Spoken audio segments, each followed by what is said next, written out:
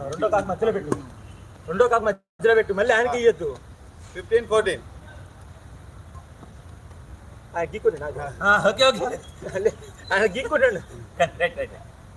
Right రెడీయా? కొట్టు.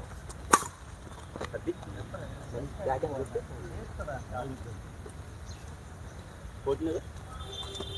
15 నాకు. 15 ఒక రెండో చేయండి.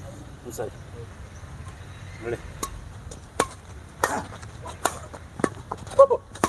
Rope okay.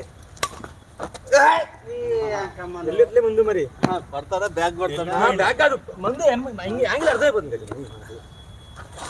14, 15.